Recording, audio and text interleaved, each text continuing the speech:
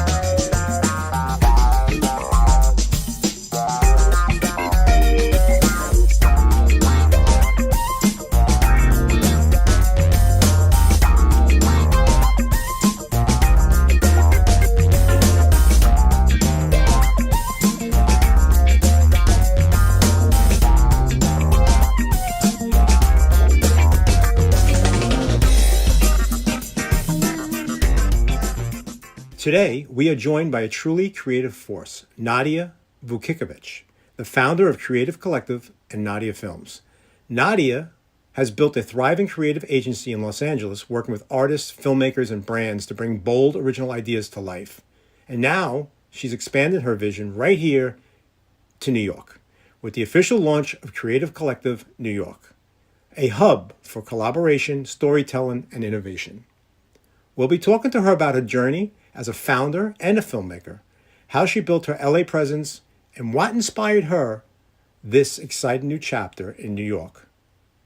Nadia, welcome to the show. It's great to have you here.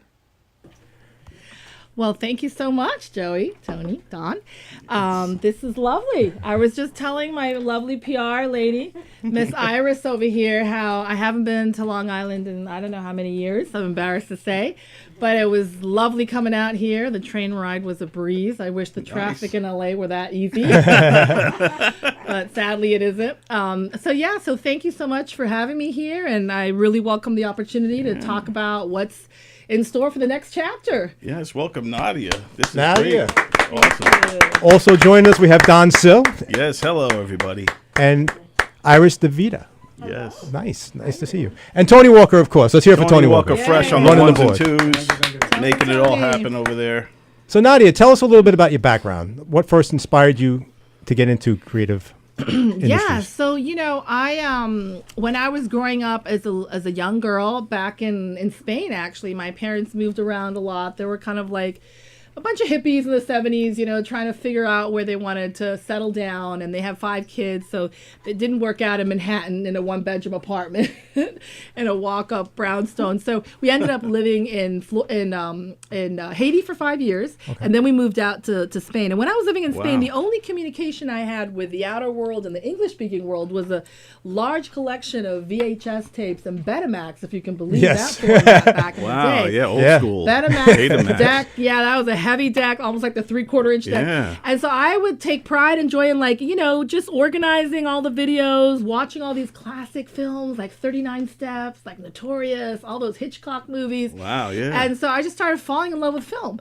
And I'm like, and I was about like maybe 10 or 12, and I told my dad, I said, Papa, I want to be a film directress. Nice. And he was like, oh, really? He's like, well, first of all, I don't think there are any women directors out there. Directress, Second of all, I he's like like, I'm not Jewish and I don't have any contacts in the film business. And at the time I was like, oh, that I don't understand. I didn't even think it was like mean or cruel. I just thought to myself, what is he talking about? Right. Cut to. Why can't I? Yeah, right? Cut to a couple of years later, there I am coming back to New York, starting at Washington Irving High School, right by Gramercy Park, which back in the day was rated one of the worst, like most violent, what have you. So you in the hood, pretty Yeah, much. exactly. Everyone in Gramercy Park would clutch their purses and lock their doors Wow. and everything. But yeah, I did 2 years there. And while I was there, I started taking classes at NYU, the School of Continuing Education. Oh, wow, I there took you film go. production 1 and 2. My dad said, I'm only going to pay for 2 classes because that's what I can afford.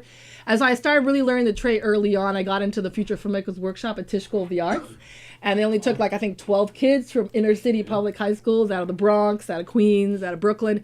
And so I was really fortunate to start to study at an early age the craft that I really want to learn, and not just learn video, but film, because kids nowadays, I don't think they understand how hard it was to be able to. Back in the day. Yeah. Just too to pull easy. it off. Film. Yeah, It's too easy today. Yeah. And you had to really be selective. Right. Yeah. And then you had to develop the film. That was another Right, 30% and that's expensive of your too. budget. Yeah, Yes. yeah. So it wasn't easy. And I remember even when I went to Sarah Lawrence, I think it was just Peter Gabriel's daughter and Tom Petty, may he rest in peace, that, Anna and Andrea, they were the only ones producing and able to, develop film. Right, Because no one else could afford. We were happy to do a Super VHS video. That's what we were doing. So that's kind of where it started. And I always wanted to do, meaningful films that had some kind of impact. Having a son who's a 17-year-old, I think it's so important with all that TikTok stuff and the YouTube. And I tell him, it's hard to get the real source of information, right? Like what's really factual. So for me, I always loved the documentary aspect and, kind of like helping people see a different perspective, like more the educational side of it. And hey, it's my perspective. You got a perspective too. Let's hear them all. There's room for everyone here, Right, Exactly. So that's kind of like where it came. And I fell into advertising and branding content kind of like by accident. But of course, it's a great way to pay the bills, the mortgage, Exactly. You got to keep the pay lights on. Right. You got to do the certain things to make the dough, and then other things for the art and the love of it.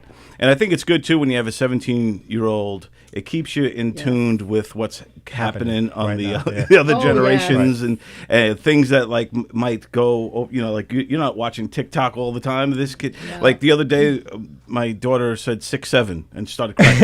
I didn't know what 6'7" was. 6'7". I have no idea. I hear it all the time. Yeah, it's Yeah. again. So it's good to be in tune with having the Oh, yeah. youth, but also to follow your dream. And Yes. and as a young girl in Spain at the time, watching Yeah. Hitchcock films, to all of a sudden you're in NYU. Yeah. one of the great movie I schools. feel very, very blessed and very fortunate. I've been, always surrounded, just like, meeting Iris here through New York Women in Film and Television, shout out to them too. And Yes, my sir. Women in Film in LA for having a sister partnership with them all too. the directresses. Because, every little membership you can save on is always helpful these days. But yeah, I think it's all about connecting, community. We have to really unite on a local level. And just yesterday when we had the grand opening, I was talking to someone about, she's also a producer for the multicultural market as well. And Maylene was saying, I bet you rely a lot on Charles. I said, yeah, actually, he's my first testing focus groups. I always have, I have him watch something first, like whether it's AI or combo of AI videos, because I know he has his finger on the pulse. Right, And he can tell me, oh, but Mom, that was back in the olden days. I'm like, baby, it's not called olden days, number one. Number two, okay, I'm not that old. All right? I was from a cool time, man. Yeah, and I'm like, and for my job, I need to stay up on the technology and the latest and greatest anyway, because if not, I get beef from my own folks, Right. from other creative directors. So yeah, but you're absolutely right. We need to find ways to work with this Gen Z and Alpha generation, which are our kids in essence. And, you know, a lot of them are opting not to go to college. They don't want to go to college. They have business plans. They know what they want. They walk into a job interview and they tell you, look, I want to be making 150 grand minimum. I don't want to work Fridays. I'm going to take a nap at some point. I'm not going to work overtime. They go into the job and they're interviewing the Right, job. right. They're telling HR lady what they're. Oh, it's hard to get these kids to work these days, man. You know, it's like they want everything. they want everything for themselves. But they're a lot smarter than I am. I mean, I have to say, you know, you have to. We paid our dues so much, didn't we? Back in the, you know, and especially as women, right? And anyone trying to break into this business is tough. But, you know, you have to prove yourself and, you know, do a lot of freebies. You know, you always say, this is the last job I'm doing for free. And then another one comes up. And Yes, been down that road. It's so good. I can't pass up, even though it's a short film. And then you're like sweating buckets and you're working 24 hours and you're like, why did I say yes to this, you know? So... But then, you know, you see the end product and you're like, okay, yeah, it was worth it. I put 20 more years of my life, but, you know, it was worth it. I love when you do a freebie and then you get notes back and you're like, really? You give me right, notes? right. They critique you. They critique you. I know. They literally, they expect that they're like paying you, like as if... And then all of a sudden they want, oh, can we not get you two to do the soundtrack? You're like, are you kidding me?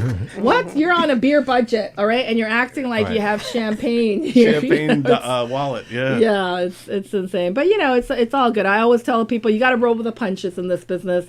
And you always have to remain in the position of, you know, expect the unexpected. And always be in a position of never being offended, right? Right. Because this is another thing we're dealing with a lot in this generation is people get offended for nothing. Very quick. And I tell them, go to New York for like not even an hour and stand out on the corner of Times Square, right? I know. And you'll see how quickly you're going to, and if you get offended then, well, I'm sorry, but you know, this is real life. And this is why I love public schools too, because it really is a slice of real life, you know?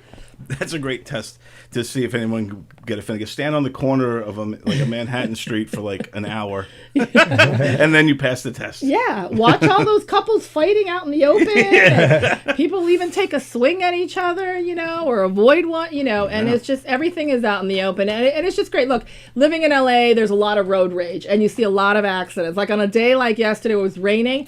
Oh my Lord, most people wouldn't even go out. They wouldn't because they know there's going to be a ton of accidents. First of all, the streets are going to be as like oily, as slick as possible. It never rains there. Yeah, exactly. They don't ever slow down. They're still doing 120, thinking crazy. It's no problem. And then they go to break, and sure enough, they're eating like 10 cars in a domino row. You know, that's crazy. So most people don't even dare and venture to go out. But you know, in LA, I mean, they're just like, okay, whatever. It's not like it's a blizzard. We still got to go to work. Life still goes on, and I think that's also another thing that toughens people up too. You know, and in LA again, they're living in these bubbles in their cars, and then the anger comes out. It's even like more shocking. Whereas in New York, it's just like you're in the subway, you're riding with someone's armpit in your face, and what are you gonna do? What are you gonna do? You're gonna tell them, did you put deodorant on today?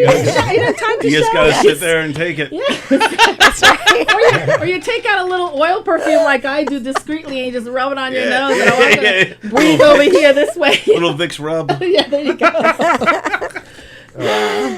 So you're the founder of both Creative Collective and Nadia Films, right? Yes, that is correct. So how did each of these ventures come to life, and what sets them apart? Yes, well, so first it was Nadia Films, and that's basically an LLC. We're a small, independent, full-service production company. So we also are able to do the concepting and creative. So oftentimes we'll have small brands that come to us, and they've never had even a marketing plan, or they don't know where they want to go with their brand, right?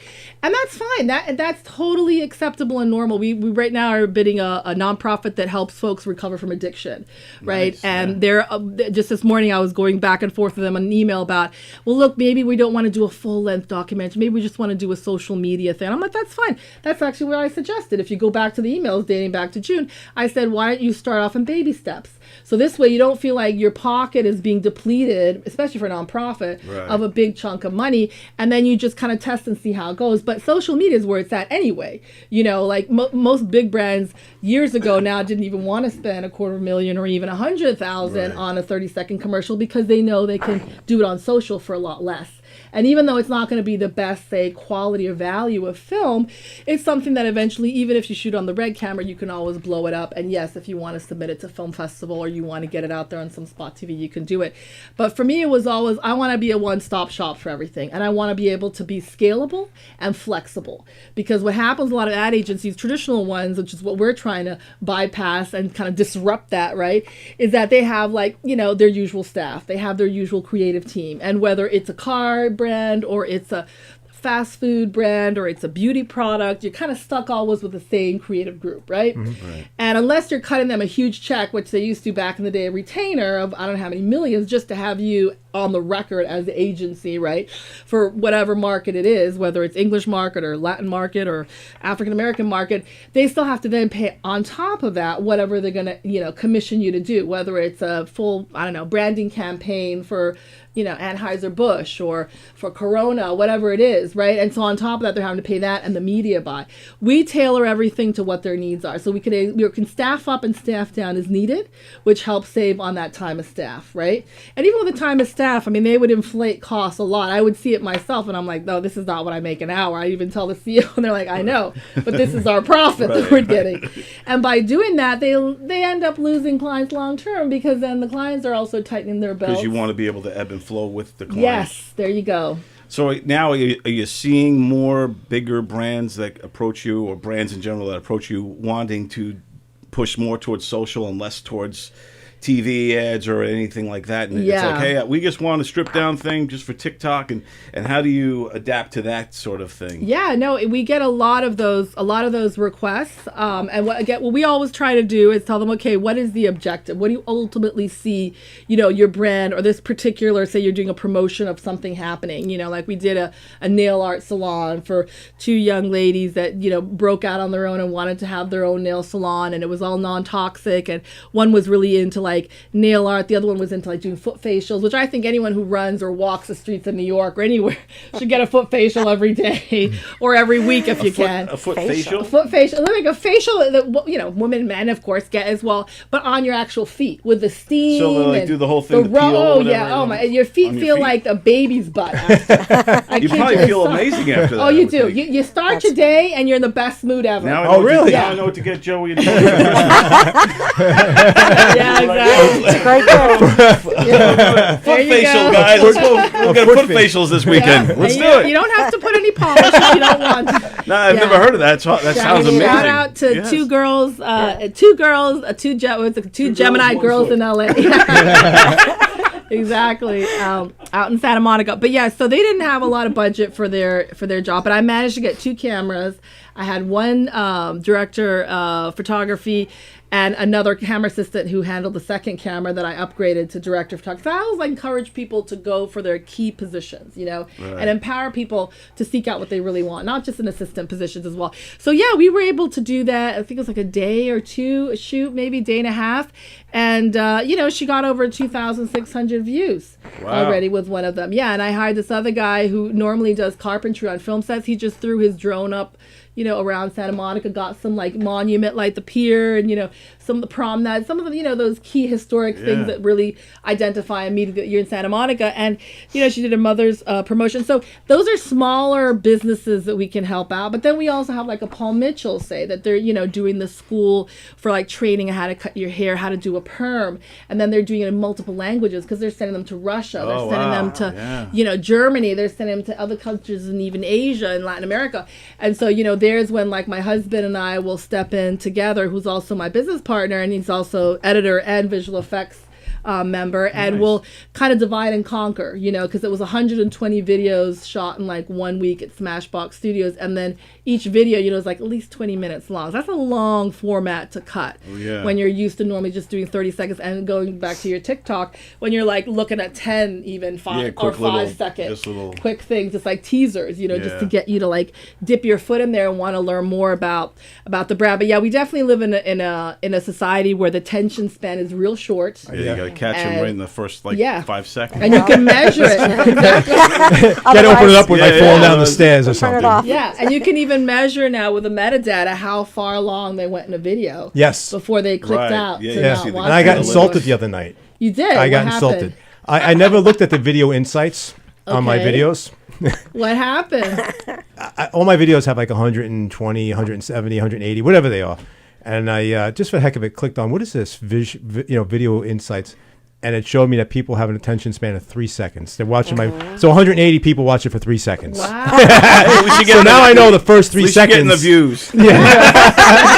The first 3 seconds, I gotta go. What can you do in 3 seconds, man? It's Right, like, you either grab them or you don't, and that's what I tell folks too. The opening shot of anything video is so important to really capture your audience. Opening, even more than the big bang at the end. Of course, if you're doing a branding spot, you want to have that call to action at least 2 or 3 times at the back end, just to give folks time to really register. And now with the QR code, it's a lot easier. But even that, we have to make sure that it's a certain size because they're sitting on their couches, they're that far away from the TV. We had this long discussion with Spectrum the other day because they were starting to do that for the Latin market, so the Spanish-speaking market. I was like, look, this is not the right format because I'd already done it from the general market and they didn't believe me. And I'm like, I'm telling you, go test it and ask the experts. And sure enough, we had to redo all because they were too small. Right. The old lady sitting on her couch, she's not even going to know what to do with that QR code. You don't want to miss out. Those are your consumers, right? Those are the people that hope they're going to be purchasing whatever it is you're selling. So we just like to tailor and remain flexible and scale. But we understand everyone has different needs. And sometimes you're up and sometimes you're down. Sometimes you're doing great with your sales. Sometimes it's a little slow. So we work with that, like you said, ebb and flow with everyone. And when dealing with social media, how important for you and your company and your clients is the trending things, like you see so many trends come and go with TikTok, what's happening now with and I guess it all matters. I guess the target audience, are you going for a younger demo or whatever, that kind of thing, but is that something that you follow, or do you just go? Oh, we absolutely do. I remember there was like a number of years ago, maybe 2 years ago, the Stanley Cups were huge, remember? And there were all those folks getting caught on the side of the freeway or got pulled over and their trunks were packed with Stanley Cups that they were trying to sell. Now we got the Labubus or Labu, my son is even into and I picked up one at a film festival in Houston. I didn't even know what a big deal it was, and then I went to check the price. I was like, wait, I'm sorry, did you say $65? And I can't even see what this little thing looks like. This fur. You don't know until you get home. You have to open it, but you gotta first pay the $100 or whatever it is with tax. I'm like, this is no. I mean, I prefer to go to those machines and try to play one of those things where they're just going to take your money. Old school, but those trends, I tell clients and brands, they come and go all the time. Take it with a grain of salt, but definitely follow those influencers and those TikTokers if you really want to get more people following your brand. Right. So let's say, for example, my husband, he does a lot of work with automobiles. I've worked with Toyota as well and GMC and Pontiac in the past, but he's really he does a lot of XR stuff. So that's extended reality. And that came about during COVID when, clients didn't want to travel. They didn't want to go to film studios. We were actually working with CT that used to do that did a couple of those, very cool visual effects TV shows were popular. That I think Pedro Pascal was in a couple of the. It'll come to the Mandalorian and all that. Yeah, and CT also worked with Herbalife at the time because I was doing live events with them. So, but getting back to the cars, they don't even really care, honestly, if the influencer likes Honda or Acura or they're into a Hyundai car. They just want to know that they're going to get all the millions of followers attention the moment they have this kid, and normally they're really young, on stage reading a script and say, oh, try out the new da-da-da-da-da, and that's it. We drop them in whatever background on those XR stage. They could be standing in Times Square and they're shooting down in Orange County somewhere, and the one of the directors is out in Toronto in Canada, and then the other client is in South Korea. Someone's everywhere, right? But that's the convenience nowadays of technology. I tell people, technology is wonderful. TikTok is a wonderful way to get messages out there, but it's also a double-edged sword too. And that once you put something out there, it's really hard to get it back. Right. So you want to have that strategic marketing thinking. You want to go with folks like our team. We have a couple of guys like Roy and Javier Zavala, and even another young younger team member who worked for the Academy, and she used to do all the social media managing for them, and now she's working at another ad agency. But again, these all come on as freelancers when we need to, hire them and whatnot. And she also knows all the trends that are happening too, and she'll put out her own videos just for her own brand too, and here she is working for multiple companies, Right. So that I think is very important. But the moment you put something out, always remember that stays out there, and it's hard to pull it down, Yeah, exactly. and to remove it. Sometimes I'm wondering, like, for a marketing perspective nowadays, is it, if you had like a budget, would it be smarter to put it like into TV, or like the Super Bowl? Let's say you go all in, the big one, right? The Super Bowl for the commercials too. Or do you stick with social media if you had to choose between the two? Like, which one do you think ultimately is better for a brand? Well, that's a very good question. And I think at the end of the day, it's also going to depend on what your budget is, right? Because those Super Bowl ads, and that's a very good example. I'm glad you brought that up. Super Bowl ads tend to be the more costly ones. And it's not just because you're normally hiring celebrities, right? Because every year, we see more and more celebrities, right? Especially this year, right? They were very slow because in LA, I was saying earlier, the business has been slow, so they're all going to commercials. And that's where these celebrities are making their money, which makes it harder for the ones who aren't celebrities, right? That still live in a town that are hurting, whose families had to be separated. Like, I do a lot of non-union jobs as well as union. Right. And not by choice, but because sometimes my clients come to me like, look, we don't want to sign with SAG or after, we want to just be able to, this is what I have, can you do me something, to help grow my brand?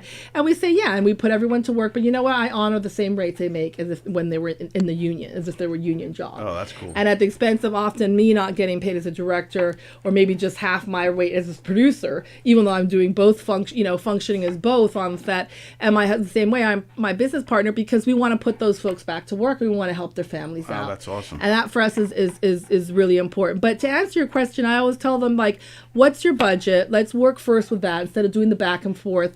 And obviously social media is more accessible and it's more affordable. There's also incredible ways of measuring it. When you do spot TV now, sadly, like say with Spectrum TV or even with Roku back in the day, right? It's not as popular, but Spectrum came out with their own version of that too that didn't do too well. And I know because I was at the time working with an agency that had to pull them and push for the mobile instead. But you have to consider what that costs and if it's really reaching the demographic, like you mentioned earlier, your target audience. Because with those type of, when you already subscribe to Spectrum, they automatically are going to be sending it to all those areas where those subscribers are. So you might be in a little town somewhere in the Midwest, but it's going to the tri-state area here in New York as well, and all these other, as they're like, exactly, I'm trying to promote my mechanic shop out here in the Midwest, Right, change some tires, and it's one of these rich folks out here that I've seen videos of like a pizza place. I'm like, wow, that looks awesome, Yeah. And then you find out it's in Philadelphia. Exactly. It's like they really need to take the time, and sad because they make all this money on our subscriptions, right? I mean, subscriptions aren't cheap, and they just went up again. Right. Whether it's HBO or whether it's Disney Plus, or they're laughing all the way to the bank. Oh, yeah. And yet they're not really targeting for, let's say in this particular case, like you're talking about, I really want to get my targeted audience. I really want to specifically, and so these are questions that I always ask, my team too. I'm like, you got to go back to those media companies that own those billboards, that own all those different, streaming services, and really challenge them to do the research and really hone in to that demographic specifically that you're looking for. Because, you don't want to, like, women are the ones that normally shop in the household. That's known. And it starts as young as in the early 20s. And in the Latin market, even earlier than that, too, right? So they're doing the majority of the shopping. Oftentimes, they're even doing shopping in cash. So you want to catch those ladies watching shows, right? That they're actually able to be in front of the TV, that they're not caregiving for the kids or the grandma who lives you with gotta them, find the right time. or out shopping. And like a lot of people don't like to shop online still, even though it's very popular, and malls have kind of become ghost towns now, many of them, crazy, sadly, right? after COVID. So a lot of people still enjoy shopping in person, but when you speak to their culture and you speak to key things about family unity within a culture, whether it's a Latin market or the Asian market, then that really makes them sit up in their seat. Oh, and they're watching it on TV. Oh, these people got me. They understand me. They understand those little things, nuances, right? And I tell people those are very valuable things. And when you hire a creative team that knows those in and outs, of how much family matters, then you're going to get them to think about your brand the next time they're out there shopping, or even if they're browsing online on Black Friday or Cyber Monday, So yeah, I tell people if you want to go out with a bang, sure. But the problem with the Super Bowl ads, they only run for a certain amount of time, right? Right. Yeah. So if you're going to do a branding spot, definitely take advantage of social media. And definitely have it run like the longevity that it can. It could be up there as long as you want it, to be. And so with the Super Bowls, it's those guys, they get out there. It's actually here in New York where they go to buy that media, and they have to go a year in advance, and they call it the upfronts. And it's like, it's like an auction. Who wants to pay the most amount? And same for the Oscars. Same for the Golden Globes, that they sell those media buys at huge amount. I mean, just for a 30-second or even a 15-second. So you're lucky but it's normally, you always see the same brands, right? The Mercedes. Right, the Coca-Cola. The Geico, the Coca-Cola. All the big guys. You don't see the Dollar Tree. No, yeah. Right? And the 99-cent store. I couldn't believe when they shut the 99-cent store. So many people shop at the 99-cent store in LA too. I shopped at the 99-cent store a lot for birthday parties and whatnot. Well, we want to congratulate you for opening thank up you. here in New York, and we Yeah, wanted to this know is awesome. what inspired you to come to New York and why now. Oh yes, thank you, Joy. Well, this is my hometown, and I always tell people, they're like, "Where are you from?" And I'm like, "I'm from New York." Now, really? I'm like, "No, I'm from New York," and I take pride and joy in that because this is such a diverse city, and like we were saying earlier, it's a tough city, like the song goes, if you can make it here, you can make it anywhere, and I truly believe that, but I also believe in the kindness. And, when people say, oh, New Yorkers aren't kind, I'm like, oh, that's bullshit. Excuse me, But I'm like, okay. We are kind. If you stop us, even though we're busy running in the street or rushing somewhere, because we're busy, we got people to see, things to do, we will still stop and give you direction. Yeah. And Right, I've even done it to exactly. other fellow New Yorkers having not lived for a while, and all of a sudden things change or this other place moved, and I'm like, oh, excuse me, am I getting on the right side of the whatever? And they're like, oh, yeah, no, and they'll take the time. Whereas in other cities, well, first of all, you're not always on the street. You're in your car, right, like in L.A. Right. And they just don't really want, they think you're crazy. They roll your window up. Yeah. They get ready to go to the glove compartment, maybe pull out the You don't know what they're machete, getting. or there's no spray. There's no place like New York. No, there's no place like New York. Yeah, My and kids are in college in other states, and they can't wait to come home. Yeah, and I really sincerely believe that this is where, I always come to check in again and see this. Is this the right thing I'm doing? Am I making the right, move? And my son also, this is his first time living in this city full time. And it's just been such a joy to see him immediately, just kind of blend in, adapt, make so many friends just like that, and he's an only child, and he spent most of his time in the bedroom during COVID lockdown. That's tough for a young man trying to become, From the bedroom from a boy, in California to New York City. right, and going through Schools, boyhood to yeah. manhood, Yeah, right? Because right. That's tough. I always sympathize with boys because I'm and I'm a total boy mom in that respect. I mean, I love my girls, but I know it's harder, it's different. But he came in, and I'm telling friends, he has more of a social life now than I do. And he's only been here for That's 3 months. He's going to baby, whatever, sweet 16s and birthday parties. Yeah, he's at a He great did more age. birthday parties in 2 weekends than he did in 1 year in LA. Wow. If you can believe that. That's awesome. Yeah, it's a whole different. So I'm really happy for him. He gets the New Yorkers. He already has a couple love interests. I'm He's not embarrassed. going to want to go back. Anything I do. You said you're going to be going back and forth. He's not going to want. He's going to be like, Mom, you just go ahead without me. And he also said, not for nothing. He said, Mom, that's literally the word he used. Not for nothing, Mom, but the teachers here in New York, they're way better than LA. And that There you speaks go. to Props public to New schools, York. by the way. Yeah. Yep, props to New York, There you New York go. Board of Education. So and he came from LAUSD, which is the second largest public school in the United States. So that's, he's a tough judge, but he's an honest one too. Yeah, that's great. So what kind of clients here in New York are you hoping to attract? What kind of projects are you looking to work on? Well, let from your mouth to the God's ears and Mother Nature, whoever you believe in, because we really wanted to rain, like make it rain, because it's, all these things cost money, as you know, setting up an office, whether it's a small office, mobile, what have you, and you really want to attract as many good folks as you can. Right. And I think, we're at this point, we're open to anyone who wants to give us a chance, an opportunity. That's all we're asking for is a chance to prove what my team can do and how hard they work, and around the clock if need be. We have folks that are in the UK too, like some of my husband's friends that went to school with him at St. Martin's Art School in London, which is where Sade went, and Vivian Westwood and Alexander McQueen, and he had the good fortune of studying there, so he has some friends that still work with him. They all freelance too, and they help out with AI. We have folks, of course, out in LA. We have folks in the Midwest. We have folks that are in other countries, in Italy and Spain, and we like to give everyone an opportunity. So the same way we give our team members opportunities to be part of this, and we're open to anyone who wants to join the Creative Collective as well in any area that they want to. I always tell them, like, whatever you've been doing in advertising all these decades, we want you to tell us what you truly want to do now, because there is life after advertising. You can still go out and do what you really want to do, and be happy and passionate about it, because sometimes you're stuck doing copywriting and you might hate doing copywriting, and maybe all you wanted to do was just voiceover and get those big paychecks that voiceover talent gets, and those residuals, and so that's fine too. We have a creative director who Roy Pari, shout out to him, who wants to do voiceover, and he's totally bilingual, English and Spanish, has no accent. You'd never tell that he's originally from Argentina. If you ever need another voiceover guy. Oh, wow. I could do some voiceover. Oh, come on. Okay, Don. You could do some good trailers. In a world. Yes.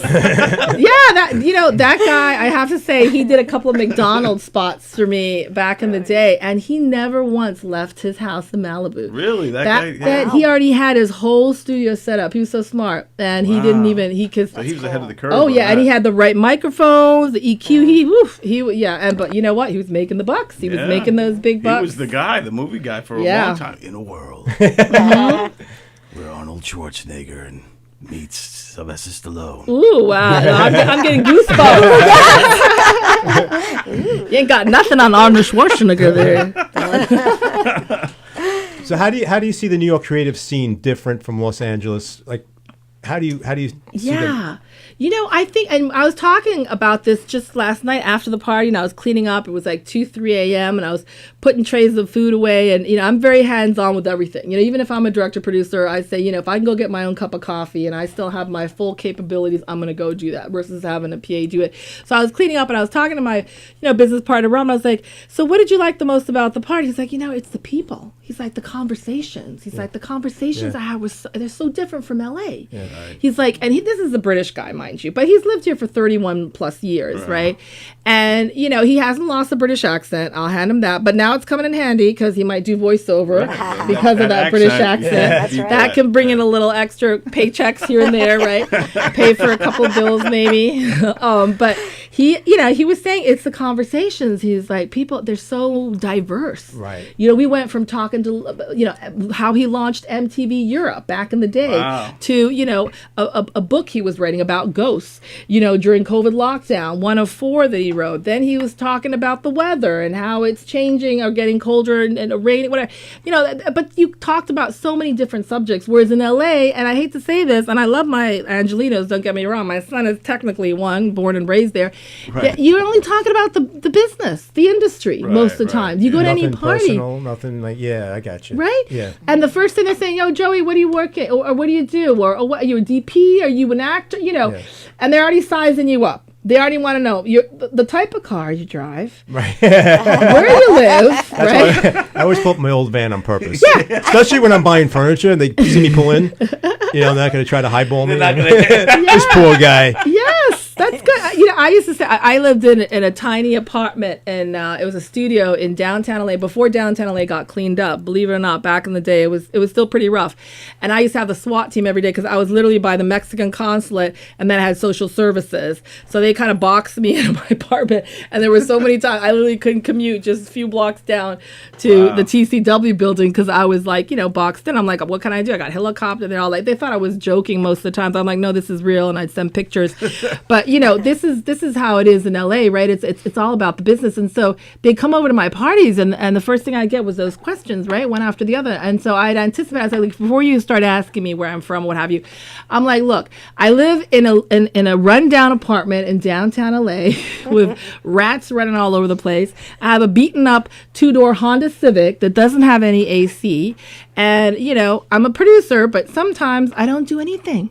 And, al dolce far niente, as they say in Italian, right. The sweet pleasure of not doing anything, and that would just throw them off. Like, wow, you really are from New York. They didn't have a comeback, right, for that. They were like, oh, shit. But yeah, so, it's just different. But for us, really, it's a fresh of breath air. Right. It's a fresh of breath air. It's a nice, warm, welcoming hug. That's what it is for us. Right. And so, we are really grateful. We're really, meeting so many amazing people, like Iris over here who's connected us with you and, giving us this opportunity to share a little bit about what we do. We're just so grateful. I mean, so many positive things have already happened. I'm judging this film festival. I was watching films right up in the moment that I had to catch the train to come out here. Oh, wow. And, I stayed up till 3 a.m. or 4 a.m., however long after I was cleaning up to watch a couple more because, I want to honor these filmmakers, that are trying to get their work out there, their stories out there. And they're really important and positive stories, too, because this film festival is all about making the world a better place. Then I'm doing a panel this weekend. I'm on one of their panels for the industry. I was very flattered and honored to do that, too. So, you make time in your schedule to do these things because I'm all about helping the next generation up, too. That's great, yeah. Because you never know who's going to be on the other side of the table, and you never know who's going to be hiring you. Exactly, exactly.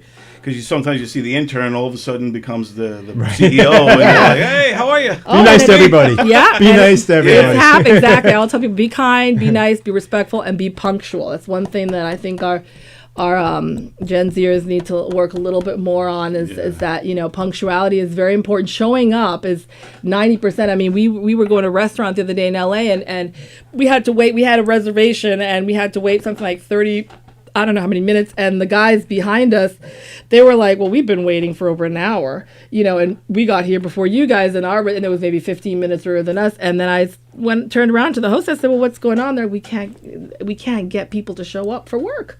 And they don't even call out. Wow. They don't even bother to call in to say, hey, my car broke down, or whatever excuse, right? Or I'm sick, or I got the flu, whatever it is.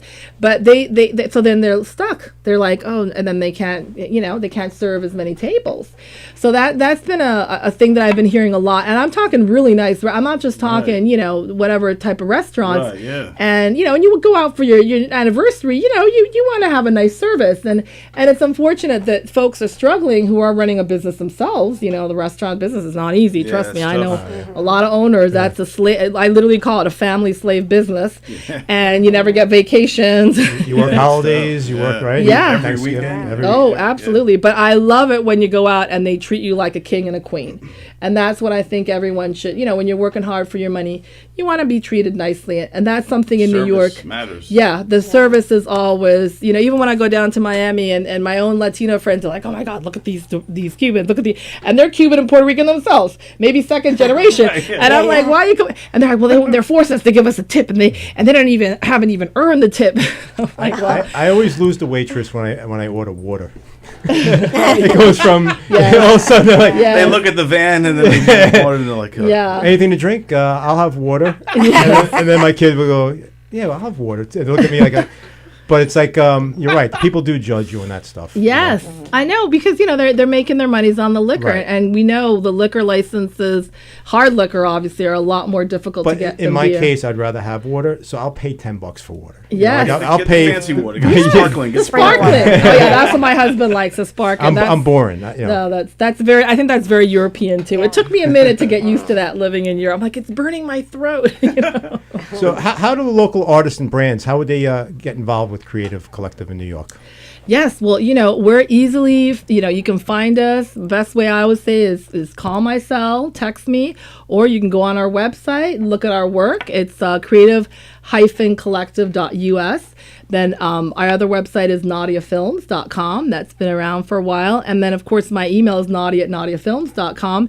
And my phone is the best way I always tell people, especially when you're running around and on the job, or if you're out in a shoot, 310-625-1116. I tell people, look, I'm the easiest person to get a hold of. My mom had 5 kids, bless her heart. Wow. And she, even when I was a single parent and working multiple jobs and traveling and all that, and she would always tell all of her friends, she'd say, look, the one daughter I know to ask for something is the busiest one, and I know I can get it done because she's busy. And so she would sometimes the busiest people she would always get what she wants. Yeah. Now, when you're talking about that you're judging some films and you've been watching and reviewing all these movies, and I think that's great that you're watching the whole movie, because a lot of times judges might just watch a little portion of it and, I get it, and then they'll grade it or whatever. What are some of the things you look for in a film especially when you're critiquing it? Yeah, no, that's a very good point. And interesting that you point that out too, because, I was even talking to my husband, I'm like, wow, I wonder if on Film Freeway they have a way, just like, on Frame.io and, on all these like Simian, it used to be called Go Simian or Wire Drive, we could see how long the client had actually watched the last cut. That's right. And if they actually did check the supers and the fine print and all that, or their creatives or their legal department. And my husband's like, oh yeah, no, they can definitely, he's like, that's just like Frame.io, And so I think it's important. I mean, look, I'm looking for a good story above all. I think you can forgive a lot of technical things, especially when a filmmaker is starting out. But one thing I always advise student filmmakers, when they're first starting, especially when they're still in college, I'm like, look, don't cheap out on your audio.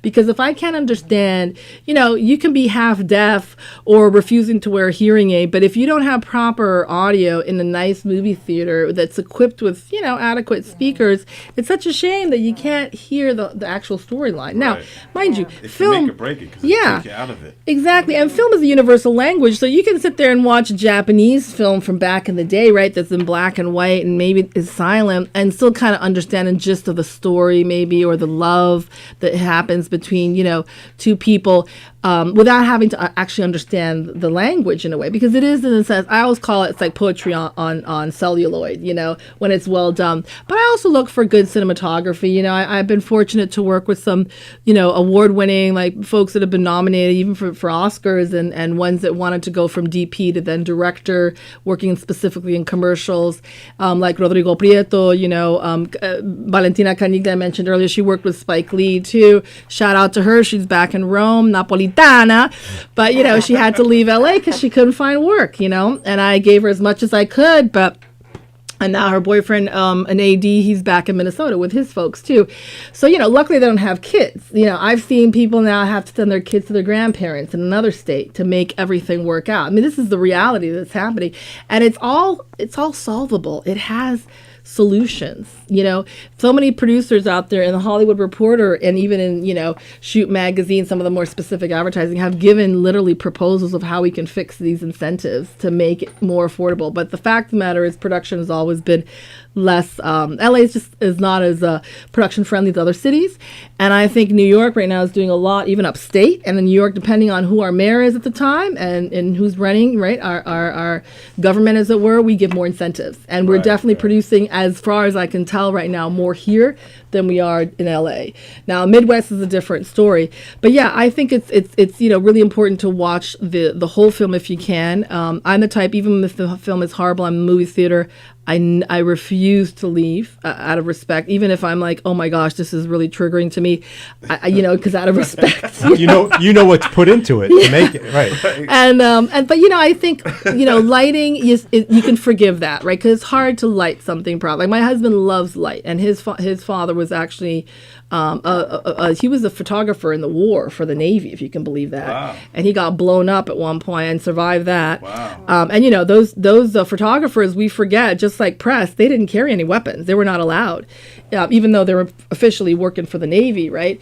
But they had no way of protecting themselves. So he used to shoot all the print stuff for the James Bond films. Like he did Goldfinger and all that. That's and cool. he would give my husband ideas of how to, like, you had to be very economic, because back then, bulb was very expensive, especially after the war, right? Right. And so he had to learn how to bounce and use like your reflections and stuff. So with one light, he could light this whole, like the back of the person's head, the side. Like he worked with, Just by using reflectors and yeah, things? with Liam Neeson doing some kind of hologram thing. Wow. And yeah, my husband Rob he's a big inventor too. I tell him you should charge the clients for that too, you know. But he likes to give that, you know, away pro bono, and he gets a little kick out of it. But I always tell people lighting is very important, but audio is essential. And I know you want to show the flashy cameras and buy the best camera package, and that's all cool and all. You know, remember how to learn how to use it first. Right, you know, right. get the settings right. Like I don't want to be waiting around 3 hours because you still trying to figure out how to set the camera or white yeah, if you're on balance. set, make sure that And that can happen sometimes when they want to, you know, it's a new toy, and I get it. You know, there's a lot of cool toys out there, but learn how it works first before you get on set. And always I tell people, if you can do a test day, do a test day. It's so worth it. You know, if you talk to the client and you work it out with them, like, look, we have a 5-camera setup, and we have a jib arm, and we have motion control. You know, like we really just want to test it out and make sure everything's working, everything's in sync. And you know, if especially you have one shot to get something right, like we were doing like a hair processing thing where it was like a relaxicizer, right? And if you keep it in for more than 20 minutes, the hair falls out. So it's like one of those blow up scenes, right? You get one chance to blow up that car, better make sure you capture it. You know? So doing those tests works, you know. And I also tell people safety. I'm big on safety as a producer. You know, sadly on that Rust shoot, you know, we lost an incredible DP, you know, that could have been, of course, a preventable situation. But that's also why when we handle weapons on set, we have a series of checks that have to happen, like checks and balances, right? And at the end of the day, that's also on the AD. And that AD probably also should have been, you know, in my opinion, and the most of the industry who follows, you know, the protocol by the book, that's another one last check. Like Angelina Jolie has never had that happen to her, right? You know, because she also has been doing this for a long time. Right. She's a pilot too. She's not going to do anything. I love to fly planes myself. And we have a checklist before we get in the plane.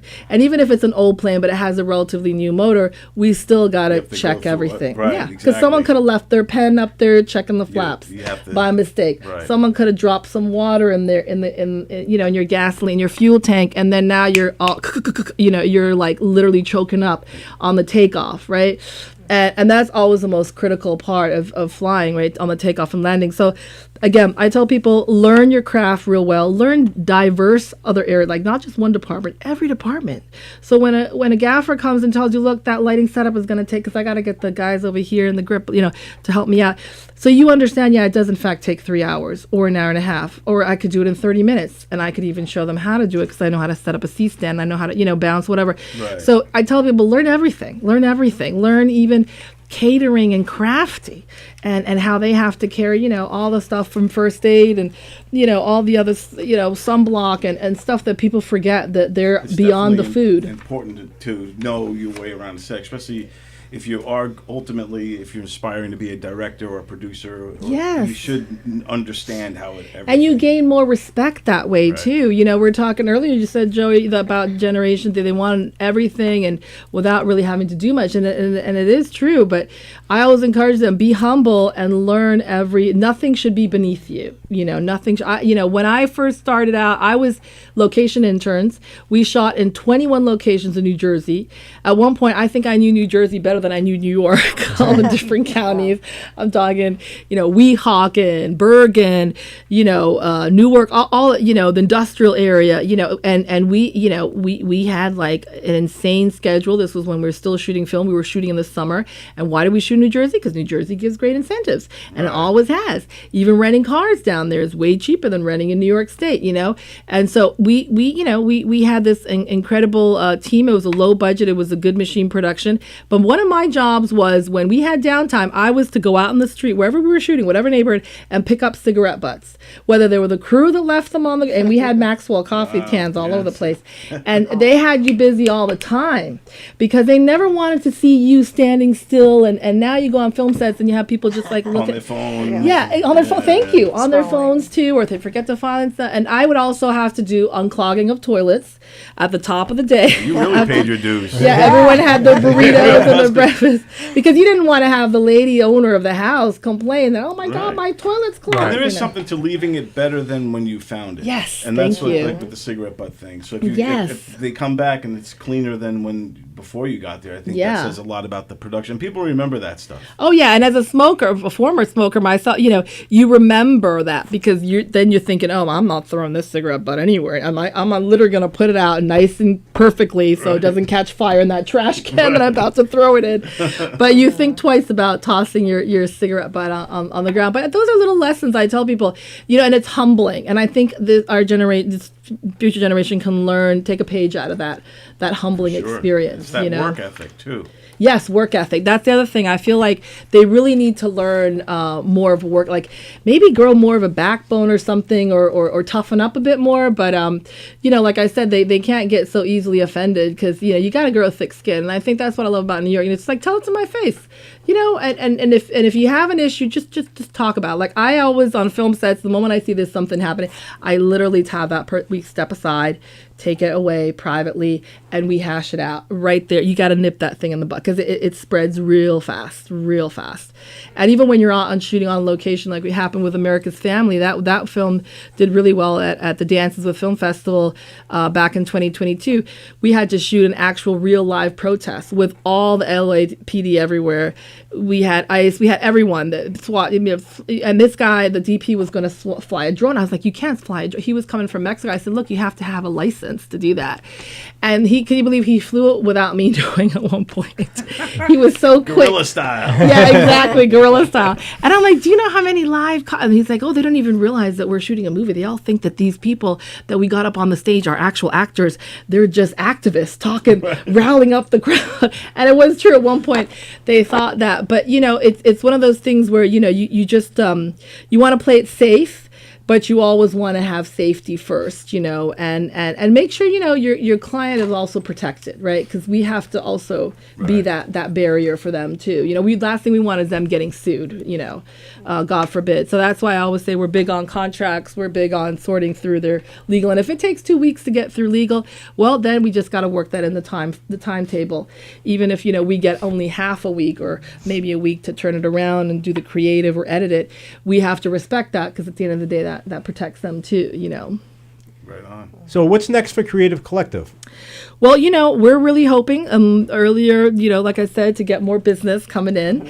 And, we really hope that this documentary happens with this nonprofit that helps folks recover from addiction. And, my business partner, Rob, also has some things, hopefully on the slate back in LA with a client in Orange County where he does a lot of, XR work as well and has been doing a lot of AI work as well now. In fact, I was telling him this morning, you should submit to the Telly Awards because I just got an email saying the deadline's December 12th. And he's like, yeah, but the price is like $250. So I was like, look, do that voiceover job that you saw. And that pays for the. He's like, but they're going to utilize my voice forever and ever and ever. And I was like, you know what? You can do a variation of it later, okay? But it's 2,000 something, and it's worth it because there you can, But they now accept AI generative, or it's called generative AI category. So you can submit AI videos, and I think he, if I may say so, not to toot his own horn, but he does them pretty tastefully, and he's very particular about, how he does them, and sometimes you have to generate it multiple times before it does what you want. But I always tell people, don't be afraid of AI. Just use it to make you look better and to enhance what you want. And if you're talent, then get in there and negotiate. If you want 20 million, 50, ask. What's the worst that can happen? Right. They say no. That's the thing with the industry. It's always, technology is always evolving. Yes. And a lot of people are afraid of AI, or they think it's going to steal jobs or this or that. But I think you have to embrace it because there's no choice, really. Oh, yeah. Embrace it because, and hopefully utilize as a tool to help you create and be creative still. And ironically, we without even knowing it, AI's been in existence. I was talking to someone who had a PhD from MIT the other day, Dylan. He was actually at the party last night. He's lectured at Harvard, I think, as well, and he dated some girls at Sarah Lawrence and managed to play a piano at Marshall. That's a super old. I was like, I didn't even get to play the piano when I was Sarah Lawrence there at Marshall Field, but he was telling me how he's like, AI's been around since the 80s, 70s, even before then. He's like in Asia, it was back there happening in the 50s. And I was like, gosh, she's absolutely right. Like my husband would say, I was out dabbling it 10 years ago already. Cause he's a little bit of a geek and nerd, and that's kind of, I have to say, attractive to me in that respect. Cause I'm more the humanities and the literature and the poetry and the art and all that, film. Right. Cinema Paradiso, is one of my favorite, Giuseppe Tornatore, but he's more of like the wired for math and science. And he was like telling me, look, I've been dabbling it for 10 years. And then Dylan tells me, it's been around. And it's true. If you look at what things that we were doing back then, even with computers. Even like those old chess games. Yeah. Back in the day of the Commodore 64, I guess that was a form of AI. Yep. Right? There you go. Yeah. So without even knowing it, we had it there. And it's just, they're making it, better. But I think we were always, as a company, champion hiring real people, first of all.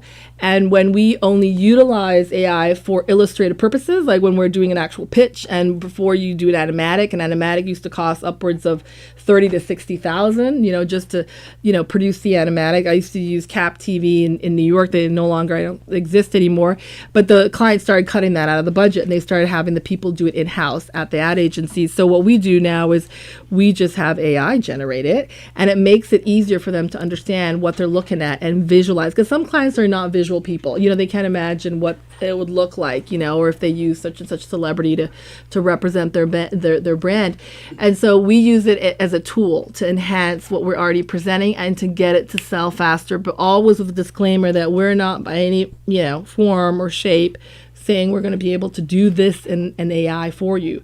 We can do this with real people, hiring a real crew, right. And this way we put more people to work. But if you want to do a scene where you have someone jumping out of a plane and he doesn't feel comfortable, or he broke his leg the other day skiing or what have you, sure, no problem. We'll just do that one in AI and turn him around the other way. We see his gorgeous butt instead, coming off the whatever it is, right? Or if a woman is pregnant and she has to jump out of a helicopter, right? If it's an Ana de Armas, right, who's dating Tom Cruise now, and she's, all of a sudden found herself knocked up and doesn't want to do a specific scene. Hey, that's cool. Don't worry. We got you. we got AI. Yeah, there you go. And in the end, when you cut it all together, it's only a few seconds.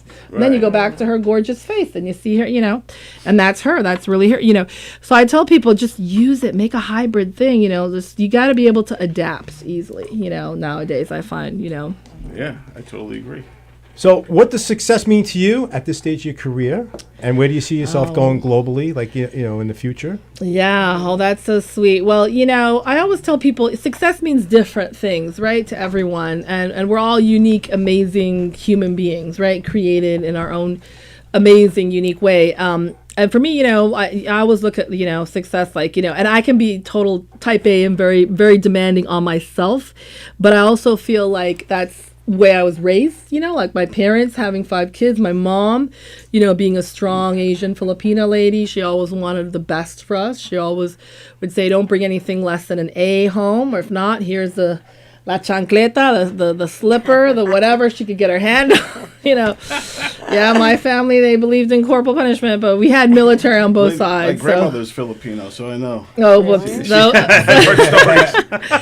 I was terrified of bringing back a B+. But, now as I've gotten older, I find myself trying to be more like my best friend will tell me, Charles's unofficial godmother, Laura Harper, and she's a set decorator. So shout out to her. She does a lot for all mankind. And she was just this whole year in Atlanta, Georgia, because she couldn't get work in LA too. So she just finally went back to LA for hopefully for Thanksgiving.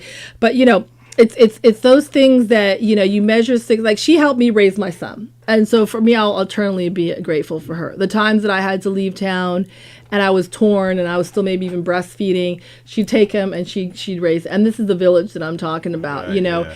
And it could have been anyone. It could have been a next door neighbor who happened to be a guy, but those folks that volunteer and are willing and offering, I think those for me, like seeing a child being raised up by a village, right, of folks. That for me is a huge success, just as much as it is, winning an award, or like the docu-series, on powerful and inspiring Asian women, the first one on Mira Chai that's won 16 awards. I never expected that, including Best Documentary and Best Female Director, Best Empowerment Film as well, which was really telling in terms of like how people feel that her story was empowering, because she wanted me to cut out so many of the really good pieces, of her struggle of going through the foster care system, not once but 5 different foster care homes when she was only just barely a teenager, I think, tough, 13, and being abused sadly too in some of these homes, right, and even by her own father, her own Hungarian father, and so, and then her mom being locked up in a hotel in South Korea for a long time because they didn't even have an insane asylum in South Korea.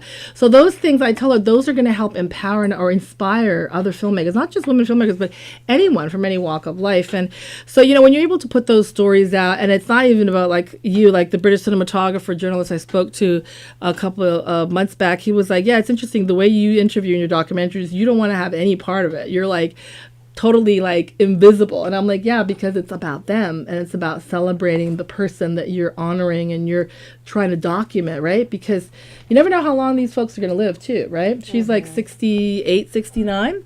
And when I told her, I'm about to turn 50, she's like, oh, you're so young still. She's like, wait till you get my age. So those successes, she has been able to take a vacation. I say, look, if I ever get funding or distribution, the first thing, I'm going to send her a prepaid vacation, like one of those old-fashioned tickets where you can't go in and cash out or you can't get a refund. You literally just have to get on that plane or whatever it is, the cruise, and take off. We have to have you come back because you are so interesting. And thank you, Joey. Sorry, I'm very verbose. But when the company's good and awesome. The questions are amazing, and you clearly did your research, so my hat's off to you as well. Once again, before we do leave, I just want everybody to be able to get to your website. Yes, so absolutely. It's nadiafilms.com, and the other one is creative-collective.us. And you can also find us on IG, as well on Instagram, as well as Facebook, and we're even on X now, it's called, no longer Twitter, and we have TikTok as well. So, well, we'll love to have you come back. So we'll open invitation to you. Oh, thank you, Joy. I appreciate it. This has been lovely. I really do